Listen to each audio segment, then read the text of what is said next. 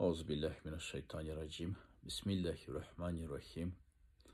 Assalamu alaikum ve rahmetullahi ve berekatuh.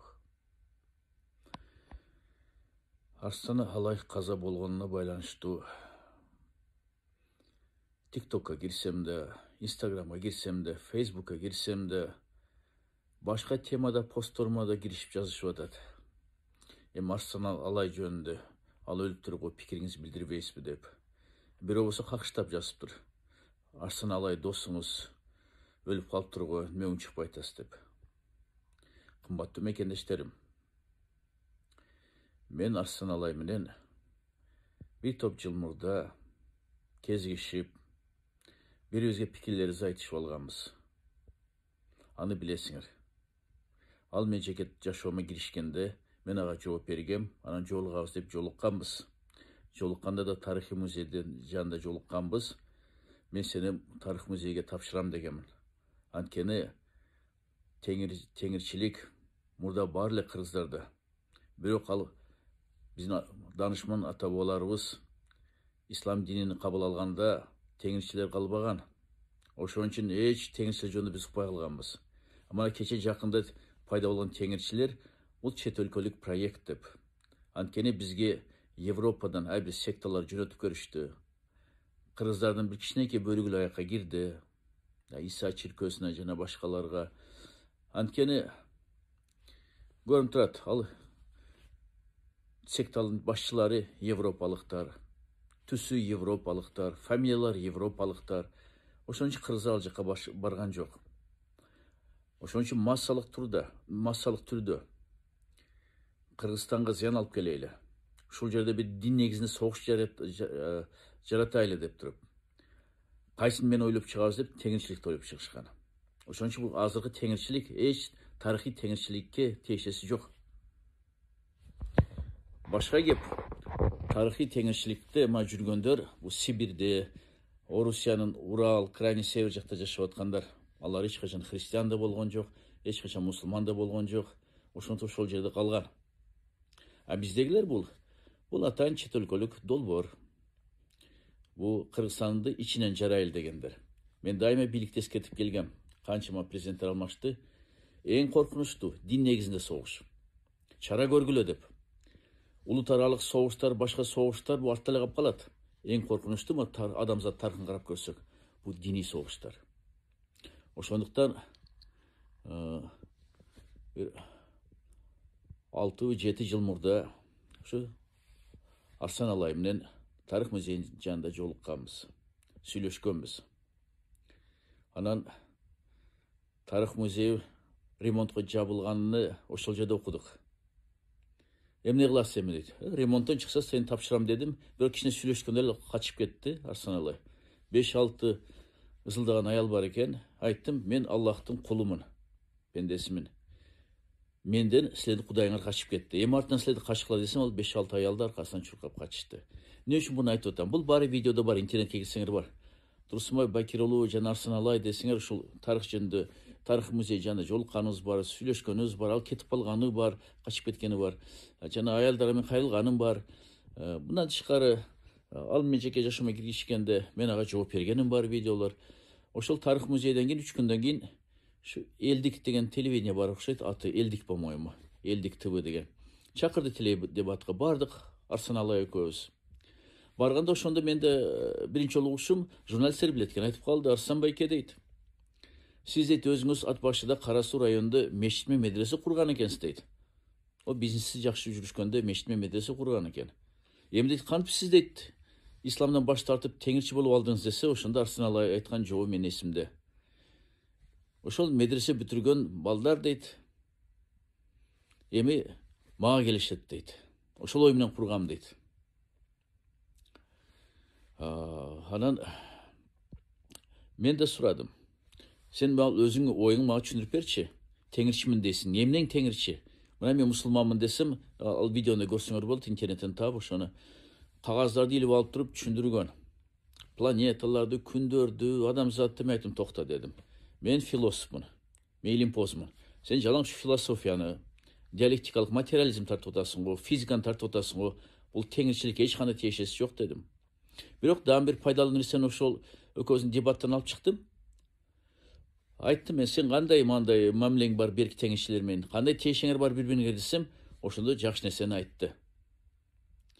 Ушу теңишчилердин партиясын түзөм дегендер болбогон нерсе. Теңирчилик эч кандай тиешеси жок. Теңирчилик эч качан партия болбойт деди. Аз билебиз да, ушу партия бар, теңирчилердин депутаты отурат парламентте. Анан Гүлзат Алиева боюнча да айтты. Бул кандай келесі болор дейт. Теңирчилик дейт, бул дин эмес дейт. Кантип дин деп юстиция министрлигинин каттоосун өткөрөбүз дейт. Бул туура эмес дейт, ал теңирчилер эмес алар дейт. Алар шылымдар деп айтты. Гүлзат Алиеваны да. Көрсө, теңирчилер да ушу 3-4кө бөлүнөт экен. Арсан алай болсо, ала караганда реалдуу сөздөрдү айтты. Бирок кийин телевидение бүтүп, теледебат бүтүп чыгып атканда бир кызык нерсени айтты да.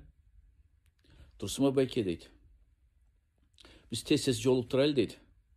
Мүмкүн дейт, мен исламга кайтып келем дейт. Анан мен жана жанымда турган, мен жардамчыларым, Арсан алайды ээрчип келген бир экөө журналисттер таң калдык. Бул сөз күтүлгүс болду да. Ошон үчүн мен ойлойм, бул өзүм ал сомнениеде болуп жүрдү да. Бирок өкүнүчтүүсү мен да жолуга албадым. Анан эми биздин молдолорду сындасаң ала капа болушат. Биздин молдолор ушу жума намазга келгендер эле маселени айтат. Мешитке келбеген мусулмандар эч иштебейт. Ошондуктан ушундай нерселерде алар менен мүмкүн маектешкенде, дават кылганда алар мүмкүн кайтат эле. Анан мен үчүн билем, эмне үчүн ушуну ойлоп атам мен. Анткени ошондон кийин мал 2-3 жыл мурда кудулдар, менимче пародисттер, Талант Анарбаев мүмкүн. Ошолдур. Интернеттен тапсаңар болот аны. Ар бири үнүнө окшоттуп, ошо үнү менен башка бирөө сүйлөшүп атканда анан айтып калышты. Келиңиз дейт. Арсан алайга чалайлы, Турсунбай Байкенин үнү менен дейт. Анан ошол пародист мен үнү менен Арсан алайга чалганда, ал бечара телефонду алып алып, алло дейт, Турсунбай Байке угуп атам дейт. Ал болсо пародист айтып атат. Келиним, жолугайлы сөздөр бар десе, макул агай деп, ол мен негедир агай дейчү эле, Байке дейчү эле, анан эми ажеке дебейт, анткени ислам динине каршы эле. Мен да аны иним дейчү элем, анткени кыргызбыз, обал адашкан кыргыз эле. Ошондо бир боор ачыдым, аны ушу пародисттер эмне ушуну алдады экен деп туруп. Эми ал өлүмү боюнча. Журналисттер же болбосо жана азыр ар бири журналист болуп алган. Анткени телефону бар, интернетке кире берет, же болбосо эксперт болуп алган, же юрист болуп алган. Бузукусу да, түшүнбөгөнү да, эмпочусу да, өзгөчө мал батышчыл эмпочулар. Ушу ар бир нерседен булар азыр орусча айтканда из мухи делает слона. Ушу обязательно бир чыр-чатак чыгарыш керек да. Арсан алайды бир өлтүрүп койду дейт, же ушундай беркелерди жазышып атат түшүнбөгөн адамдар. Анан журналисттер да камерада асылып алып турган дейт. Туугандар, Кыргызстанда түрмөлөрдү кыдырган жалгыз саясатчы аткаминер мен болом. Кыргызстанда канча түрмө болсо, милициянын канча эбеси болсо, баарын кыдырып, адам укуктарын текшерип чыккан. Башка эч ким текшерген жок. Ошондуктан силерге түшүндүрүп коеюн. 31-чи түзөтүү колонияда, Молдовановкада камералар жок. Бир эле ШИЗО бар, ШИЗО деген штрафной изолятор. Ал дисциплина тартипти бузсаң, сени отургузуп коет. Ошондуктан аяктан эшик жабылбайт. Камераларга окшоп, тергөө изолятор түрмөлөргө окшоп туруп, эркин басып жүрөт. Эми карап көрдүм мен видеолорду. Ооба, жаткан жеринде видео тартылып туруп, ар жакта столовойдо жок экен, ашканада жок экен камера. Эми ушул жерден өлтүрүп койду деген сөздөн аз алыс болойлу, анткени мен окуп атам, башкы прокуратура, юстиция министрлиги, коопсуздук комитет баары комиссия түзүп, азыр иликтеп атат. Бул жерде негизинен мен ойлоп атам, бул врачтардын катасы, дарыгерлердин. Адам өзүнү өлтүрөм десе билдирип коет. Ошондуктан муну жалгыз жаткырыш керек эмес эле. Экинчиден болсо, чара көрүш керек эле медицина жактан. Карабай коюшту, ал психика жактан оору адам өзүнө өзү асып алгандыр. Анткени катуу психикалык сокку болду. Мен кудаймын деп атсам, мен бар жок чечип атсам, Кытайга коронавирус жөнөтүп атсам, мен булутты жылдырып коюп кышты келтирбей атам, мен мына бийликти Путинге чейин башкарып атам, анда мындай деген адамдар уже түшүнүктүү. психикалык жактан оорулуу адам. Ошон үчүн муну дарылаш керек. Анан ушул колониянын врачтары эми квалификация жетишпегендер, билими жетишпегендер, ошондуктан мен ойлоп атам, бул жерде врачтардын катасы бар. Мындай нерседе жалгыз жатыш керек эмес, экичтен болсо бир мисалы мал атайын ушу камералар бар немеде, Чимкоргондо. Ошол жерде дарылаш керек эле. Чимкоргондо баары эле мага мээси иштебегендер деп ойлобогула. Чимкоргондо мен текшергем. Кыргызстанда бир да жындыкана калган жок, бир да төрөткана калган жок, бир да бейтапкана калган жок. Баарын текшергем омуртса мезгилинде. Чимкоргондо атайын бөлүмдөр бар. Ал жерде ушул убактынча түрмөдөн которулгандар дарыланат. Эми аны дейбиз, буну дейбиз, эми кайра кайтара албайбыз. Бирок мен ойлоп атам, эгерде ушул врачтар жакшы дарылаганда, чара көрүп, мында тирүү алып калганда, өзүнө асыбалга чейин, мүмкүн ал ушу өзү айткандай ислам динине кайтып келмек. Анткени көп тепки жеди. Колдоочулары аз эле. Мен Кудайым андамын деп сүйлөп алып туруп, балеге калып канча тепки жеди. Мүмкүн бара-бара кайра ислам динине кайтмак. Бул жерде мен айтам, эми күтөйлү эми. Мамлекеттик комиссиялар 3 ведомство түздү. Кандай жыйынтыкка келет, ошону күтөйлү. Ошондуктан азырынча мына мен айта турган сөзүм ушул. Мен жамандабайм. Анткени биз чечип алганбыз экөөбүз ал маселени. Мен өз пикиримде калгам, ал өз пикиринде калган. Ошондуктан могул жерде жана азыр өтө эле мындай ашша кетип жамандагандарды мен токтоткула деп айтат элем, эки тараптан да. Калган мага азыр комиссиянын жыйынтыгын күтөйлү. Бирок жана жаназа боюнча пикиримди айттым. Жаназа ислам дининен чыккандарга окулбайт. Өзгөчө кечирилбей турган күнөө жасагандарга. Кечирилбей турган күнөө деген бул Алла Таала өзү айткан. Ким мага шерик түссө, ал күнөө кечирилбейт деп. Адам өлтүргөндү кечирсе болот, зорлуктанды кечирсе болот, урууну кечирсе болот, мошенниктер кечирсе болот. Бирок Алла Таалага шерик түзгөндү Алла Таала кечирбейт. Ошондуктан жаназа окулбайт. Бул жерде бизге капа болбогула, чындыкты айтканыбыз үчүн бул ислам дининин эрежеси, шарияты.